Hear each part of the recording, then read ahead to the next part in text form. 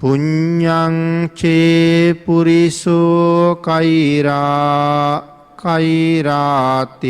තං පුනප්පුනං තම්හි චන්දං කෛරාත සුඛෝ පුඤ්ඤස්ස උච්චයෝති. පින්නතුනේ ධර්ම දේශනාවේ මාතෘකාව සඳහා යොදාගත් ගාථා රත්නය අපි මුලින් සිහිපත් කරන්නට යෙදුණා. ධම්මපද පාළියේ සඳහන් වෙන මේ ගාථා රත්නය අපේ බුදුරජාණන් වහන්සේ දේශනා කොට වදාළේ ලාජා කියන දෙව්දුව ආරමුණු කරගෙන. අපේ බුදුරජාණන් වහන්සේ වැඩ හිටපු කාලේ රජගහ නුවර පිප්පලි කියන ගුහාවෙහි මහා කාශ්‍යප මහරහතන් වහන්සේ වැඩ වාසය කළා. මේ ගාථාව දේශනා කරන්නට යෙදුනේ මහා කාශ්‍යප මහරහතන් වහන්සේ මුල් වෙච්ච සිදුවීමක් පසුබිම් කරගෙනයි. මහා කාශ්‍යප මහරහතන් වහන්සේ අපේ ශාසනයේ 3 වෙනි ශ්‍රාවකයා. පළවෙනි ශ්‍රාවකයා වෙන්නේ සරියුත් මහරහතන් වහන්සේ. දෙවෙනි ශ්‍රාවකයා වෙන්නේ මුගලන් මහරහතන් වහන්සේ. තුන්වෙනි ශ්‍රාවකයා මහා කාශ්‍යප මහරහතන් වහන්සේ. ඒ පාරමිතා පුරලා තිබ්බ හැටියටත් ප්‍රාර්ථනා කරලා තිබුණ හැටියටත් මහා කාශ්‍යප මහරහතන් වහන්සේ දුප්පතුන්ටම අනුග්‍රහ කරන රහතන් වහන්සේ නමක්. නිරෝධ සමාපත්තියට සමවැදිලා නිරෝධ සමාපත්තියෙන් අවදි වුණාම උන්වහන්සේ හැම වෙලාවෙම බැලුවේ දුප්පත් කෙනෙක් හොයාගෙන යන්න. හේතුව මොකද්ද? නිරෝධ සමාපත්තියෙන් අවදි වෙච්ච රහතන් වහන්සේ නමකට යම් උපස්ථානයක් යමෙක් කළොත් ආන් ඒකේ ආනිසංසය ඒ දවස දීම විපාක දෙනවා. දිට්ඨ ධම්ම වේදනියම එදාම විපාක දෙනවා.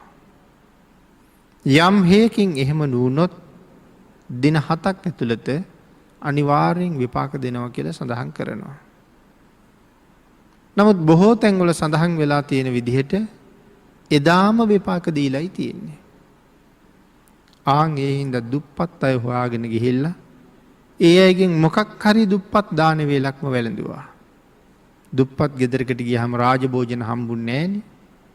එහෙනම් ආත්මලාභයේ පිළිබඳව උන්වහන්සේ කල්පනා කළේම නැහැ. තමන්ගේ කායික සම්තෘප්තිය පිළිබඳව උන්වහන්සේ කවදාවත් උත්සාහ කරලා නැති බව මේකෙන් පැහැදිලි වෙනවා.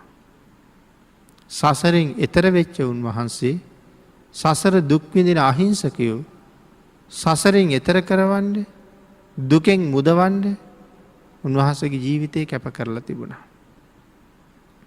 ආන් ඒ නිසා විශාල පිරිසක් මහා කාශ්‍යප මහරහතන් වහන්සේ නිසා දෙව්ලොව ගියා කියලා සඳහන් වෙනවා. ඒ නිසා දෙවියෝ මහා කාශ්‍යප මහරහතන් වහන්සේට ඊටාම ප්‍රියයි කියලා සඳහන් කරනවා. මොකද වැඩිපුරම දෙවියෝ උන්වහන්සේ නිසා දෙව්ලොව ගියපු අය ඉන්නවා. එදත් මේ පිප්පලි ගුහාවේ වාසය කරමින් නිරෝධ සමාපත්තියෙන් අවදි වෙලා ලෝක ධාතුව දිහා බැලුවා මං අද කාටද පිහිට වෙන්නේ කියලා. ආන් ඒ වෙලාවේ මහරහතන් වහන්සේට දකින්න ලැබුණේ ඇල් කුඹුරක මුරකාර සේවයේ යෙදලා ඉන්න දුප්පත් කාන්තාවක්. තමන් වහන්සේ මුණ ගැහුනොත් ශ්‍රද්ධාවෙන් පූජාවක් කරයිද කියලා බැලුවා. ඒ කාරණාවත් බලනවා. ශ්‍රද්ධාව නැති කෙනෙක් ගාවට අවතීර්ණ වුණොත් දෝෂාරෝපණ ලැබෙන්න පුළුවන්. එහෙම වුණොත් වැඩිපුර පව් සිද්ධ වෙනවා ඒගොල්ලන්ට.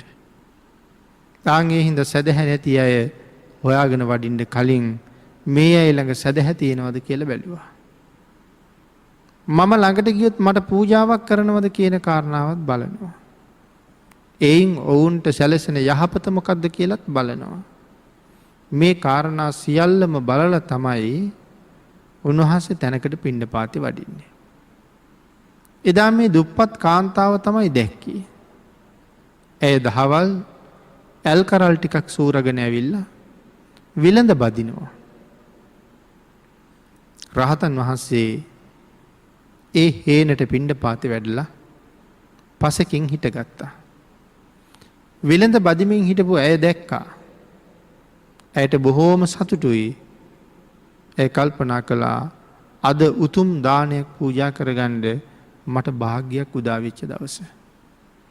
තමන් බැදගත්ත විලඳ ටික තෝරගෙන පිරිසිදු කරගෙන අරගෙන ඇවිල්ලා මහා කාශ්‍යප මහරහතන් වහන්සේගේ පාත්‍රයට පිළිගන්වලා ස්වාමීනි ඔබ වහන්සේ යම් උතුම් රසයක් විඳිනවද එය මටද එසේම උදාපත් වේවා කියලා ප්‍රාර්ථනාවක්ද කළා. උන්වහන්සේ ඇයට ආශිර්වාද කරලා විලඳ ටිකත් අරගෙන ආපහු වැඩියා. ඇය ආරක්ෂා කරන හේනේ එහාට මෙහාට යන පාරායිනේ තියෙන බිලයක සර්පෙක් ඉන්නවා. ඇයි විලඳ ටික දන් දීලා ආයෙත් හාල් නැත්නම් ඇල් කරල් කඩාගෙන ඉන්න යන වෙලාවේ මේ සර්පයා දෂ්ට කරනවා. සර්පයා දෂ්ට කරලා විස වේගය නිසා ඇය ඇද වැටෙනවා. ඇද වැටිලා ඇය මරණයටපත් වෙනවා. සර්ප විස නිසා. මරණයටපත් වෙච්ච ගමන්ම තව්තිසාව ඉපදුනා. කොච්චර ලොකු ඇඟක් කියලා කියනවද? 3 ගව්වක් විතර උසයි කියලා කියනවා. ඒ කියන්නේ 70ක් මණන් 12ක් විතර උසයි. තව්තිසාවේ දෙවියෝ එහෙම උසයි කියලා සඳහන් කරනවා. 3 ගව්වක් පමණ උසයි.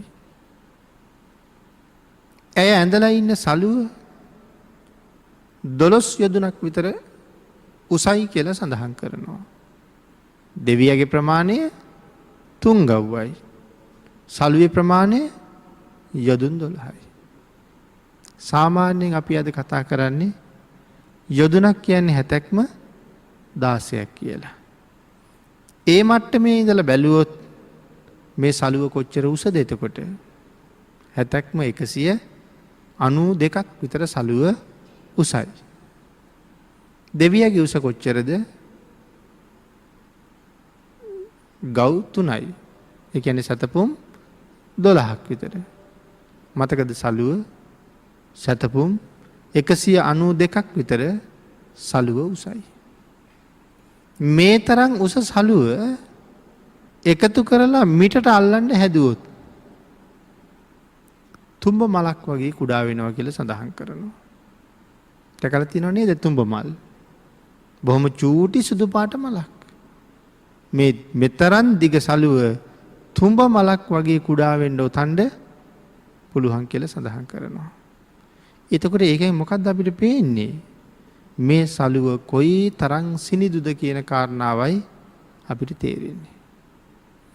එතකොට ඒකෙන් කියාපානවා දෙවියන්ගේ සලු කොයි තරම් සියුම්ද? ඒවා කොයි තරම් ඇඟට සුවදායකයක්ද කියන කාරණාව කියාපානවා. විශාල දිව්‍ය විමානයක් ඇයට පහළ වුණා. දහසක් දිව්‍ය පරිවාර ස්ත්‍රීන් පහළ වුණා. ඇගේ විමානයේ ඉස්සරහ අපිට රත්තරන් තැටිවල රත්තරන් විලඳ පුරවලා තියලා තියෙනවා. ඇය දවසක් විමන් දොරකඩට ඇවිල්ලා බැලුවා මේ තරම් උතුම් සැපතක් ලබන්න මට කවුද අනුග්‍රහ කළේ කියලා. ඒ වෙලාවේ තමන්ගේ එදා දුප්පත්කමක් දැක්කා. මහා කාශ්‍යප නම් මහරහතන් වහන්සේගේ උතුම් අනුකම්පාව නිසා මම මෙවන් තැනකට ආවා කියලාත් ඇයට දකින්න ලැබුණා. කල්පනා කළා පහුවෙලා බෑ මං කළ ගුණ සලකන්න ඕන කියලා. එහෙම හිතලා මහා කාශ්‍යප මහරහතන් වහන්සේ වැඩ ඉන්න ප්‍රදේශයට උදේ පාන්දරම වැඩියා. ඒ එනකොට රත්තරන් ඉදලක් අරගෙන ආවා.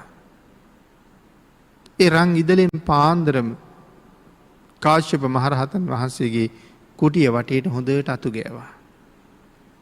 කාශ්‍යප මහරහතන් වහන්සේට පැන් සැනෙහෙන්න පැන් පෙරලා තිබ්බා. වළඳන පැන් පෙරලා තිබුණා. පහන් දැල්වීම ආදී සියලු කටයුතු සිදු කරලා තිබුණා.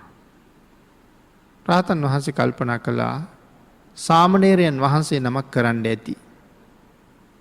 දවසක් දෙකක් යනකොට මේ කාරණාව කවුද කරන්න කියලා උන්වහන්සේ දැනගත්තා. එක දවසක් අතුගාන වැහෙනවා පාන්දරම. උන්වහන්සේ දොර කවුළුව විවෘත කෙරුවේ නැහැ. අර යතුරු දාන කවුළුවෙන් බැලුවා කවුද පාන්දර මතු ගන්න කියලා. ආංගි වෙලාවේ දැක්කා දිලිසෙන ශරීරයක් සහිත දිව්‍යාංගනාවක් 12 යොදුනක් විතර නැත්නම් සතපුම් 12ක් විතර උසයි රන්වන් නිදලකින් මිදලාම දිනවා. ආංගිලාවේ රහතන් වහන්සේ දොර ඇරලා කතා කළා. කතා කරලා ඇහුවා මෙතෙක් කල මේ වත කිරුවේ ඔබද කියලා. එහෙමයි. ඇයි කියලා ඇහුවා. අනුන්ගේ හේනක් මුර කර කර හිටපු මට තවුතිසාව වගේ උතුම් දිව්‍ය විමානයක උපදින්න උදව් කළේ ඔබ වහන්සේ. ආන් ඒකට ප්‍රත්‍යූපකාර කරනවා කිව්වා. රාතන් වහන්සේ සඳහන් කළා කමක් නැහැ. අදින් පස්සේ නම් ප්‍රත්‍යූපකාර කරන්න මේ පැත්ත පලාතවත් එන්න එපා කියලා. ඇයට ගොඩාක් දුක හිතුණා. ඒ නිසා දැන් අඬනවා. ඒ ඇඬුම අපේ බුදුරජාණන් වහන්සේට ඇහෙනවා. භාග්‍යතුන් වහන්සේ ආලෝක කදම්බයක් යවලා දිව්‍යාංගනාව ඉස්සරහ පෙනී හිටියා. කරුණු කාරණා එකෙන් ඇහුවා. ඒ කරුණු කාරණා කීවා. ස්වාමීනි මට එන්න එපා කිව්වා. ආන් ඒ වෙලාවේ බුදුරජාණන් වහන්සේ මතක් කළා දෙවඟන මහා කාශ්‍යපයන් වහන්සේ අනුකම්පාව නැති කෙනෙක් නෙමේ. දයාව නැති කෙනෙක් නෙමේ. නමුත් තමන්ගේ සුද්ධිය පිළිබඳව ඊටාම ඉහළින් හිතන කෙනෙක්. උන්වහන්සේ කවුද කියලා උන්වහන්සේ දන්නවා. ඔබ කවුද කියලා ඔබ දන්නවා. ඒ වුණාට ඔබ මෙතන මේ විදියට ගැවසෙනවා දැක්කහම අන්‍ය තීර්ථකයන් නොඑක් අය උන්වහන්සේට වෙනත් කතන්දර කියන්න පුළුවන්. මහා කාශ්‍යපයන් වහන්සේ තමන්ගේ උතුම් වූ චරිතය ආරක්ෂා කරගෙන තමන්ගේ ගුණය ආරක්ෂා කර ගැනීම උදෙසාම ඔබට නැවත නොඑන්න කිව්වා. නැතුව මේ අමනාපයකට එහෙම එන්න එපා කිව්වා නෙමෙයි කියන කාරණාව සඳහන් කළා. දැන් මේ කාරණාව දෙවඟන භාග්‍යතුන් වහන්සේගෙන් හොඳට අහගත්තා. හැබැයි බුදුරජාණන් වහන්සේ ඇයට මතක් කිරීමක් කළා. පින්කම් හොඳට කරන්න. පින් නොකර ඉන්න එපා. පින තමයි සැපය. පින් රැස්වීම සැපයට හේතුවක්. ආන් ඒ ආදී වශයෙන් කරුණු සඳහන් කරලා කරුණු පැහැදිලි කරලා ඇයට කරුණු දේශනා කළාම ඇය හිත හදාගෙන ගොඩක් සතුටටපත් වුණා. කල යුතු පින්කම් නැවත නැවත කරන්න කිව්වා. පින් කරන එක අතහැරලා දාන්න එපා කිව්වා. ඒක තමයි මේ ගාථාවෙන් සඳහන් කළේ. මේ ගාථා රත්නේ ඒ වෙනුවෙන් තමයි දේශනා කළේ. පුඤ්ඤංචේ පුරිසෝ කෛරා තේතම් පුනප්පනං. පුරුෂයෙක් තෙමේ ඉඳින් පින් කළේ නම් පුඤ්ඤංචේ පුරිසෝ කෛරා. යමෙක් පින් කරන්නේ නම් කෛරා තේතම් පුනප්පුනං නැවත නැවත ඒ පින්කම සිදු කරන එක හරි වටිනවා. ආය පින්කම් කරගන්න. එකපාරක් පින් කරලා අපි පින් කළානි කියලා නතර වෙන්න කියලා භාග්‍යතුන් වහන්සේ සඳහන් කරන්නේ නැහැ. නැවත නැවත පින් කරගන්න. පුනප්පුනං කියලා කියවේ ඒකයි. ටිකක්ද එහෙම පින් කරලා බොහෝ කුසල් රැස් කරගන්න. ඒවං ජාතේන මච්චේන කත්තබ්බං කුසලම් බහු. උපන්නා වූ සත්වයා විසින් බොහෝ කුසල් රැස් කරගත යුතුයි. කුසල් නැති වුණොත් සසර මග අපි හරි අතරමං වෙනවා. ආන් ඒ හින්දා මග වියදම් අපිට හොඳට තියෙන්න ඕනේ. අපි හැමදාම මෙතන ඉන්න නෙමෙයිනේ. දවසක මෙහි දාලා යන්නම ඕනේ. මේ ලෝකේ හරි හම්බ කරපු දේවල් මොකවත්ම අපිට අරන් යන්න පුළුවන්ද? මොකවත්ම ගෙනියන්න බෑ. ඒ හම්බ කරපු දේවල් ඒ තැන්වලම නිශ්චලව පවතින වෙලාවේ අපි විතරක් මෙලොව අතහැරලා යනවා. අර කිසිම දෙයක් අරගෙන ගියේ නෑ. ඒක කාටද අයිති වෙන්නේ? දූ දරුවන්ට, නෑදෑයන්ට, ලෝකෙ මිනිස්සුන්ට ඒ සම්පත් ටික අයිති වෙනවා. සම්පත් රැස් කරලා තියාපු මට මොකවත් අරන් යන්න බැරි වුණා. එතකොට මෙච්චර කාලයක් මං හම්බ කරලා තියෙන කාටද? අනුන්ට හම්බ කරලා තියෙන්නේ. තමන් තනියම කල්පනා කරලා බලන්න ඕනේ මට හම්බ කරගත්තේ මොනවද කියලා. මම පෞද්ගලිකව මට හම්බ කරගත්ත දේ, චිත්තසංතානයත් එක්ක පිරිසිදු කරලා ලබාගත්ත දේ මට අරගෙන යන්න පුළුවන්. ඒක තමයි මට තියෙන මග වියදම. එහෙම නැතුව වෙන කිසි මග වියදමක් මට නෑ.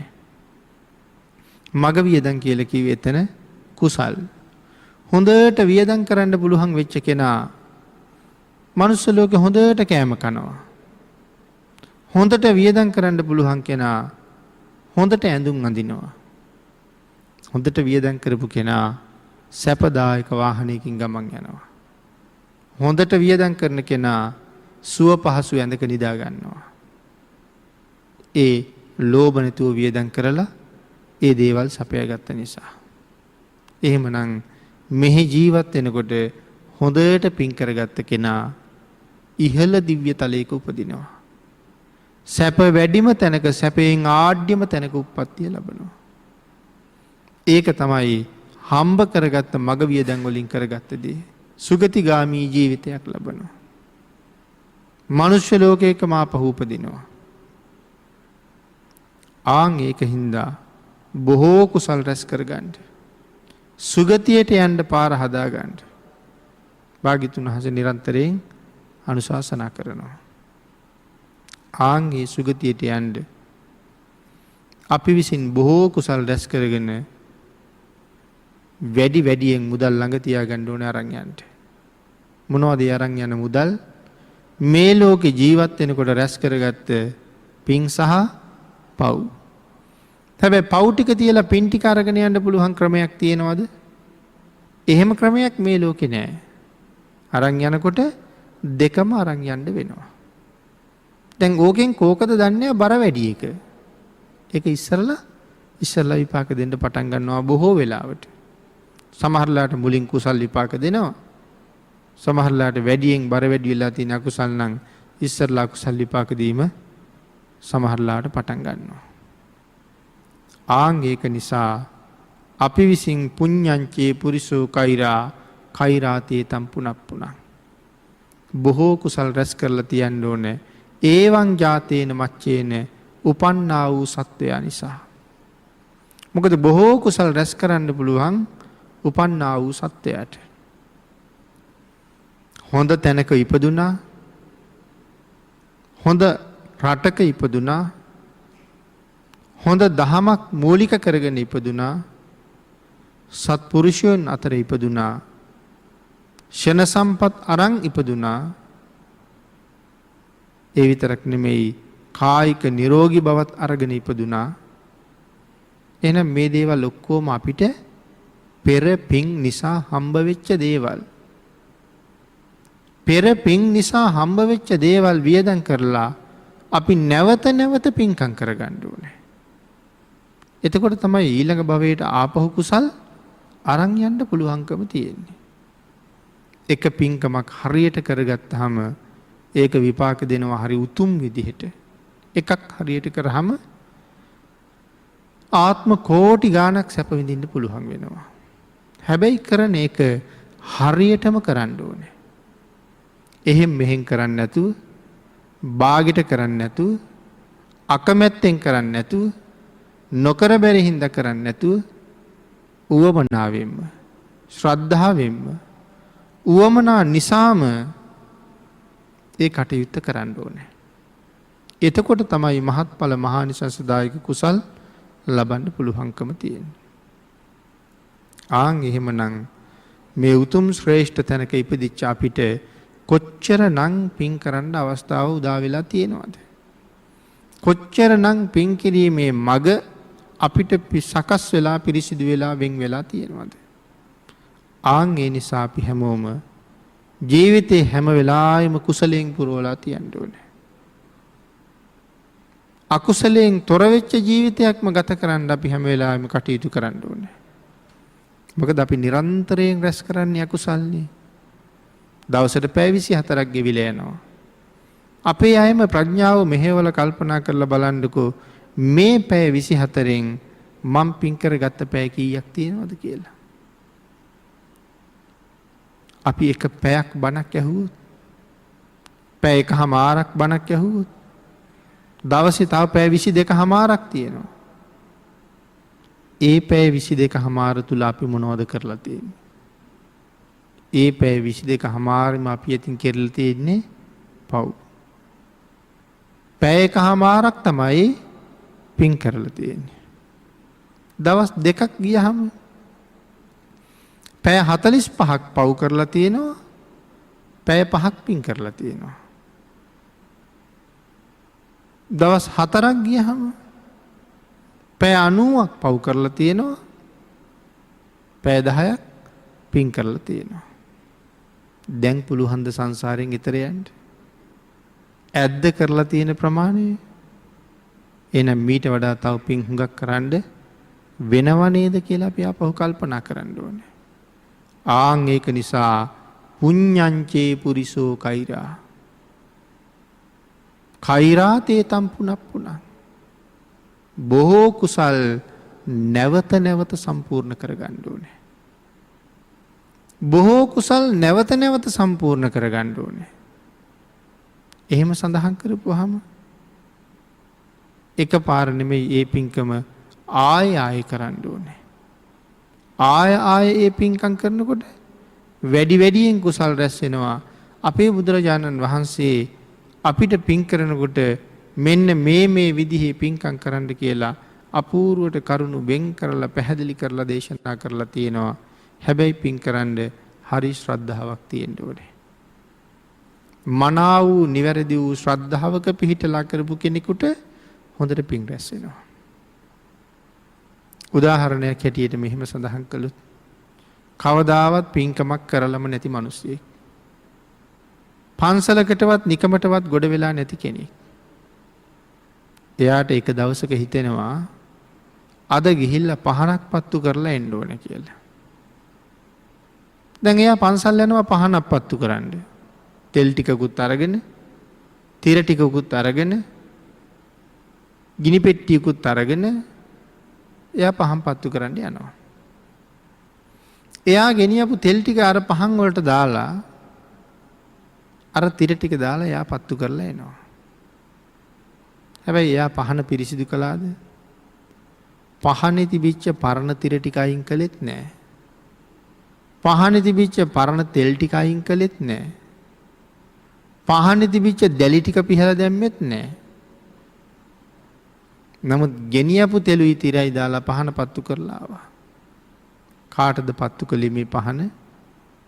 බුදුරජාණන් වහන්සේට කරන ආලෝක පූජාව. හොඳයි. එහෙමවත් නොකර හිටපු එක්කෙනෙක්නේ. දැන් මෙයා එහෙම කෙරුවා. මෙහෙම කරගෙන යනකොට මෙයාට හිතෙනව නෑ මෙහෙම කරලා බෑ, මේක මීට වඩා හොඳට කරන්න ඕනේ.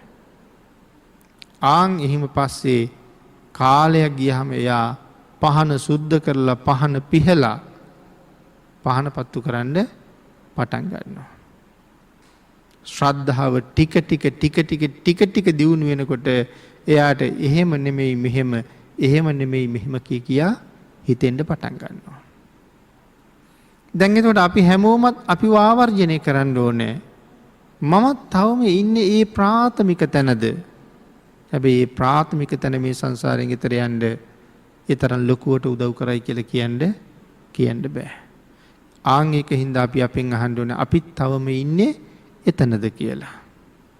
ටිකක් කරගෙන යනකොට ආරයට හිතුණානේ පහන සුද්ධ කරන්න ඕනේ කියලා. දැන් එයා කලින්ම ඇවිල්ලා පත්තු කරලා ගියපු පහන අපි හිතමුකෝ එයා ඉගෙන ගන්න කෙනෙක්. ඒ පහන කැමතිද තමන්ගේ පොත් මේසෙ උඩ තියාගන්න? කැමති නෑ. ඇයි පහනේ දැලි. පහනේ වැලි.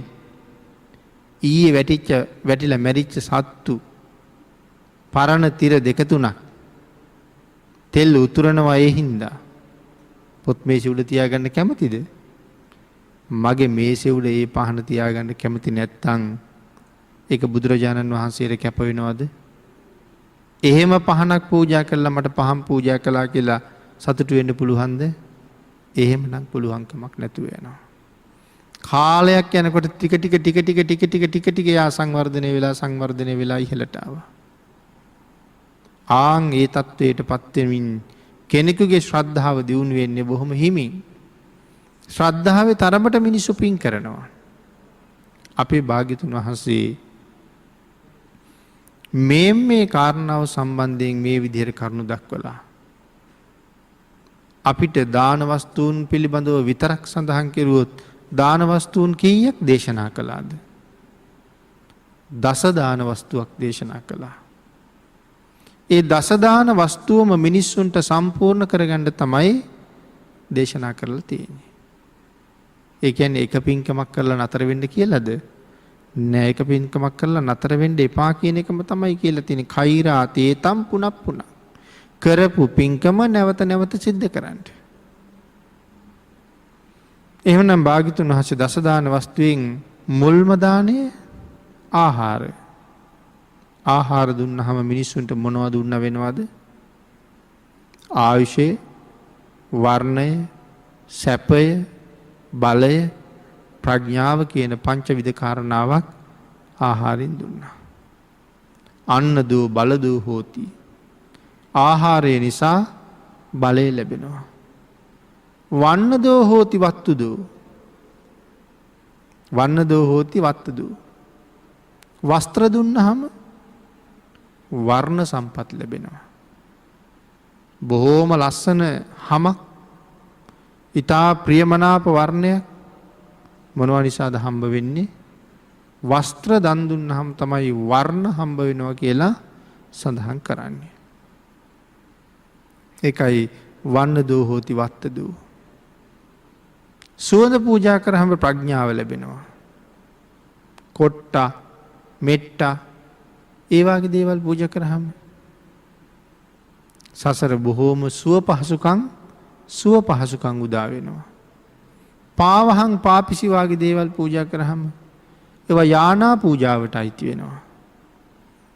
මේ විදිහට අපිට සිද්ධ කරන්න දාන වස්තු 10ක්ම අපේ බුදුරජාණන් වහන්සේ වෙනම දේශනා කළා. මෙන්න මේ කුසල් හැම කෙනෙකුගේම ජීවිතය තුළ නිතර සම්පූර්ණ කරලා තියාගන්න එක හරි වටිනවා.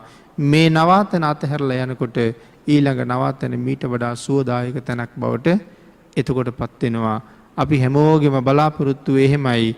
මේ ගෙදර අතහැරලා දාලා අලුතෙන් හදාපු නවීන පහසුකම් තියෙන ගෙයක් ඇතුළට යන්න අපි හරි කැමති. දවසක මේ සංසාරය අතහරින්න වෙනවා. එහෙනම් මේක මේ භවයේ හදාපු එක ගෙයක්. මේක නවාතැන් පොලක්. සංසාර ගමන සීමාවක් නැහැ. ඇවිදගෙන යන සසර ගමනේ නතර වෙච්ච තව එක නවාතැන් පොලක්. හැමදාම නවතින්නේ මේ වාගේ තැනකද? නෑ, සමහර කාලවල නැතුරුනේ සතර අපායේ. නිරේ නතර වුණා. പ്രേත ලෝකේ, අසුර ලෝකේ නතර වුණා. තවත් කාලවල දෙව්ලොවත් නතර වෙලා හිටියා. තව කාලවල බඹලොවත් නතර වෙලා හිටියා.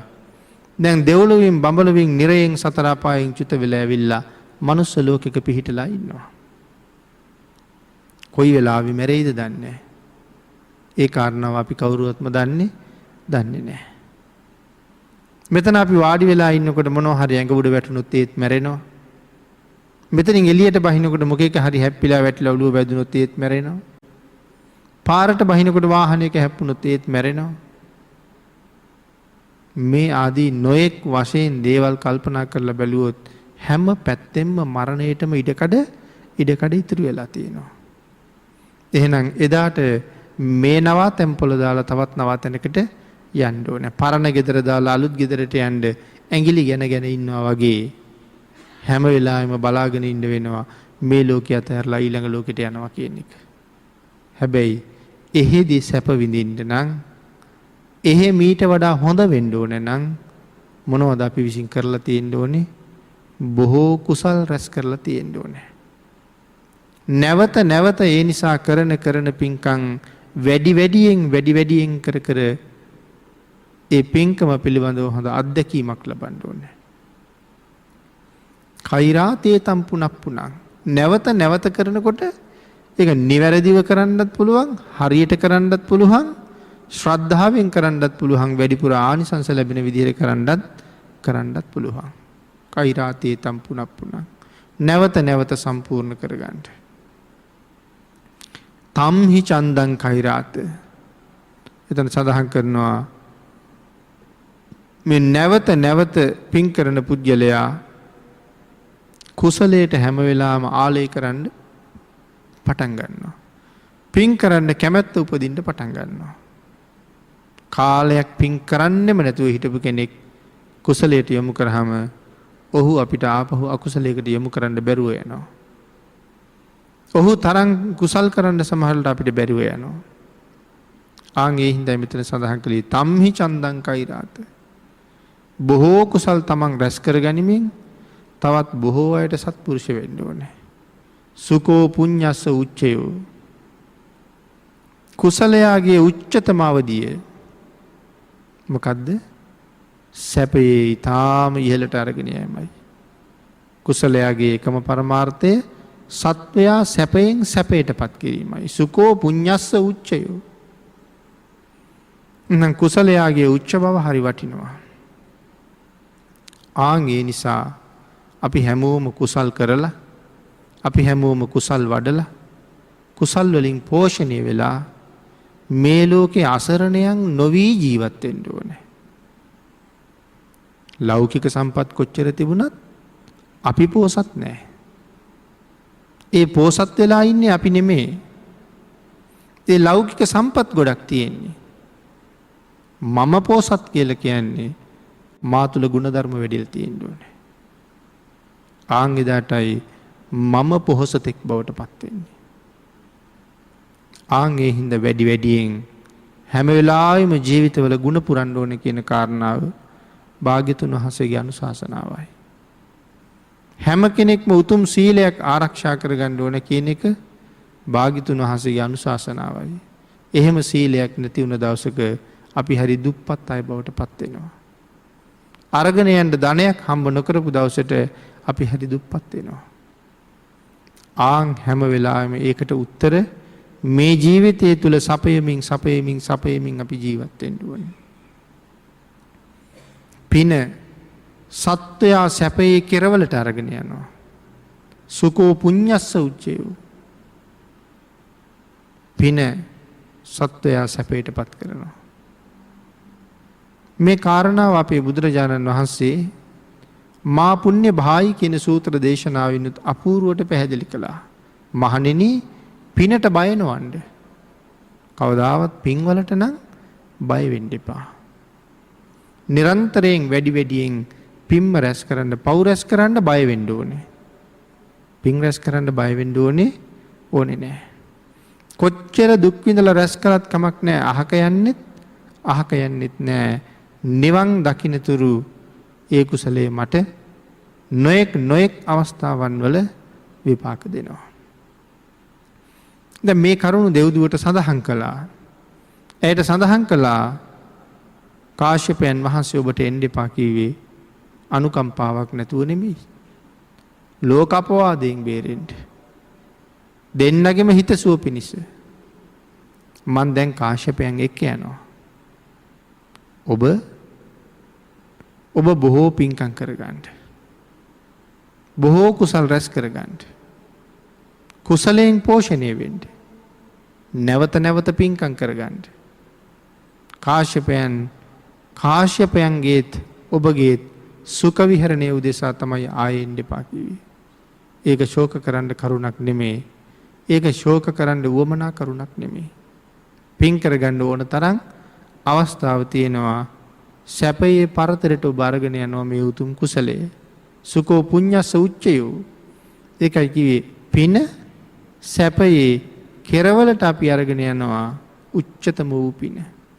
සැපේ උච්චතම තැනට ගෙනියනවා. ආන් ඒ නිසා මේ ලෝකේ ජීවත් වෙන හැමෝටම පින් හරි වටිනවා.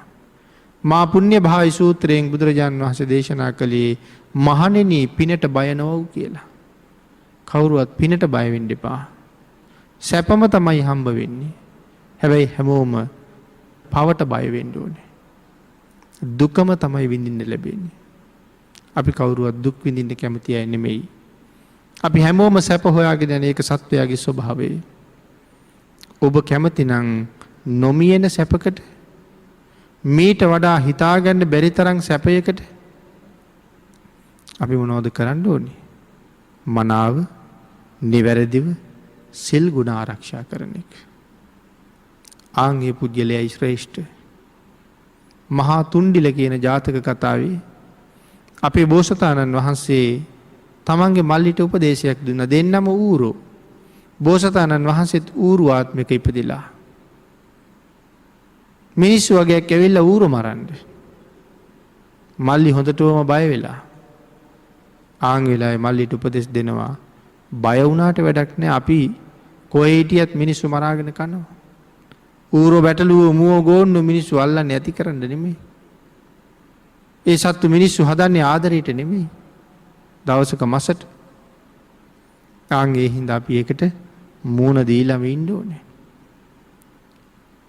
චූලතුණ්ඩිල බයේ ඉන්න නිසා සඳහන් කළා මල්ලියේ උඹ ගිහිල්ලා පෑදිච්ච වතුර තියෙන තැනකට බැහැලා නාගනි.